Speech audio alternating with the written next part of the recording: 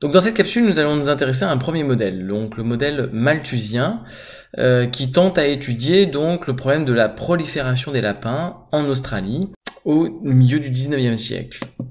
Alors avant de rentrer dans le détail, l'objectif ici c'est d'illustrer la démarche de modélisation, donc avec des exemples qui sont issus donc de problèmes de dynamique des populations. Alors plusieurs caractéristiques m'intéressent dans ce cadre. Déjà le fait que les hypothèses soient très simples finalement à expliquer ou à exprimer, qu'elles sont bâties sur des observations expérimentales qui n'ont pas de considération idéologique, donc ce qui n'est pas le cas peut-être dans un cadre économique, sur le gain, sur les profits ou des choses comme ça.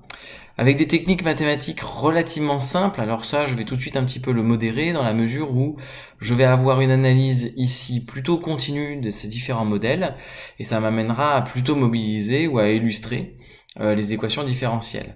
Donc ça va être un outil mathématique qu'on va pouvoir contextualiser, même si je n'ai pas vraiment d'attente d'une grande maîtrise de la part des élèves dans la résolution des équations différentielles. Donc ce modèle malthusien, c'est celui donc de la prolifération des lapins, donc en Australie, importés au milieu du 19e siècle, sans aucun prédateur sur ce territoire, ils deviennent très rapidement un fléau national. Et donc pour tenter de le juguler, on a introduit un certain nombre de prédateurs, les renards, et aussi la fameuse myxomatose, donc la maladie du lapin, bien connue en Europe. Toutes ces initiatives n'ont pas vraiment été couronnées de succès et cette population reste finalement très massive. Donc on a ici un exemple d'une croissance exponentielle où très rapidement, la 24 lapins introduits ont très rapidement dépassé en termes de population les projets que ces agriculteurs et immigrés avaient pu être conçus pour eux. Alors, l'hypothèse malthusienne est la suivante. Ici, on va considérer que le nombre des naissances et de morts dans une population donnée, donc celle de lapins, sur une période assez courte, sur une courte période de durée, va être proportionnel d'une part à l'effectif de la population et d'autre part à la durée de cette période. Ça nous amène à une traduction mathématique, donc deuxième étape du processus de modélisation. On va, et donc c'est le choix que je fais, considérer ici une représentation fonctionnelle du problème, avec U de t pour l'effectif de la population à un instant t, et ça m'amènera donc à développer plutôt un modèle continu, alors qu'à ce stade du travail, de la traduction mathématique, un premier choix pourrait s'opérer, différent, et celui de privilégier par exemple le modèle des suites, et donc un modèle discret de ce problème. Il existe les deux versions du modèle malthusien, évidemment. Donc, on va regarder une variation donc de cette fonction u entre deux temps, t et t plus delta t, où delta t représente finalement cette courte durée d'attente.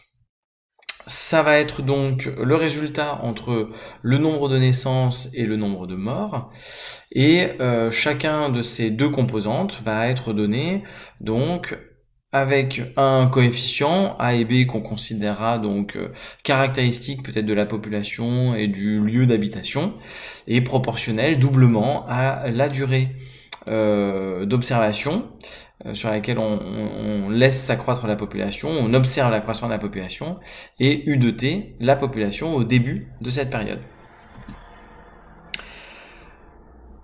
On arrive donc très naturellement à une loi d'évolution, puisque ce différentiel va donc s'écrire alpha fois U de t fois delta t, et ici, eh bien, il est trop tentant lorsque l'on va commencer à regarder la différence donc entre deux images de cette fonction U de t que de penser au taux d'accroissement.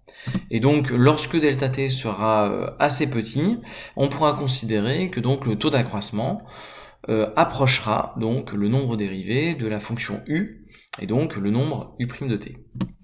On a donc ainsi mis en évidence ce qu'on pourrait appeler la loi d'évolution, donc de Malthus, en temps continu, et qui va donc être exprimée par une équation différentielle, en me disant que finalement U' de t doit être égal à alpha fois U de t, ce qui découle donc des deux identités au-dessus. Alpha représente la différence entre les taux de natalité et le taux de mortalité, qu'ici je qualifie d'instantané, même si je ne saurais pas exactement définir ce que biologiquement cela veut dire, mais dans l'idée d'un passage à la limite avec un delta t tendant vers 0.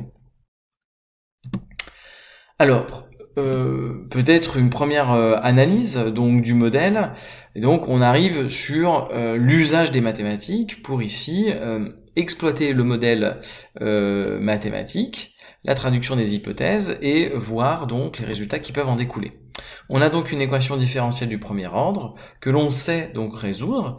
C'est un travail qui a été donc établi, initié et établi en classe de première avec l'enseignement de spécialité. Et donc, en posant U0 la valeur donc à T0 de cette fonction, eh bien on est capable de dire que la solution générale de cette équation différentielle est donc U de t, une fonction exponentielle à quelques constantes près. Donc, il va nous permettre donc des projections, des analyses, des représentations graphiques pour se donner un aperçu de la situation. Alors, ici, donc, juste pour le relancer, voilà, on va donc avoir différents graphiques, donc on connaît bien nous notre fonction exponentielle. On remarque si par exemple l'échelle de temps ici est en années, qu'au bout de la 5e année, suivant notre modèle, on a quelque chose comme un peu moins de 200 individus et dans l'autre cas 500. Donc une variabilité très très importante en fonction justement de cette constante supposée alpha. Donc si on discute maintenant du modèle, on a bien une croissance exponentielle comme on le constaterait sur une population de lapins sur un temps relativement court. La question qui immédiatement arrive est celle de périodes très longues. Et donc si on faisait cette observation sur l'échelle de 50 ans, on pourrait remarquer, donc exemple assez frappant, et donc on va être touché à la limite du modèle. Si la surface donc de l'Australie fait 7 millions de kilomètres carrés, eh bien l'effectif de lapins va être de l'ordre d'exponentielle donc 50.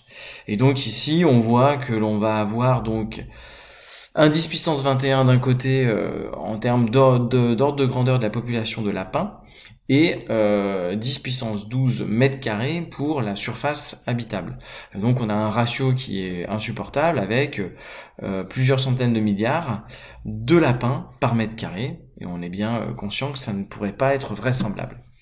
Donc, à ce stade, on a fait l'étude donc du modèle, ce processus, cette démarche de modélisation mathématique du problème considéré, et on doit maintenant tenir compte de la saturation du milieu qui ne va pas permettre, à un moment donné, un tel accroissement de la population.